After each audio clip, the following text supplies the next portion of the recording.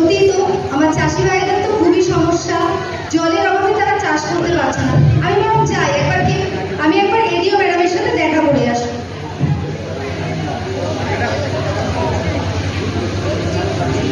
আসবো ম্যাম? আসুন, বসুন। ম্যাডাম, আমি আজকে আমার গ্রামের অনেক সমস্যা নিয়ে আপনার কাছে এসেছি।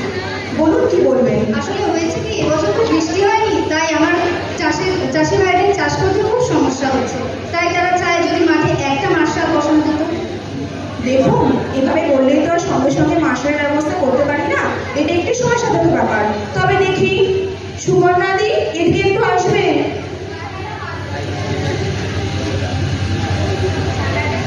হ্যাঁ, বলছি যে এই আবহাওয়াতে আমাদের চাষি ভাইরা ধান, গম, অন্যান্য সবজি চাষ করতে পারছে না।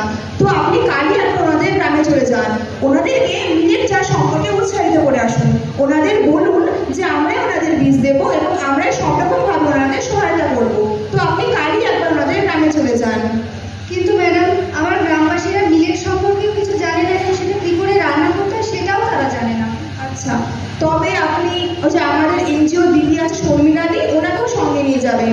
উনি ওই গ্রামের মহিলাদেরকে এই মিলেটের সম্বন্ধে কি কি খাবার হয় সব ধারণা দিয়ে আসবেন। ঠিক আছে ম্যাডাম, আজ তাহলে আসি। মেম্বার দিদি, আজকে তাহলে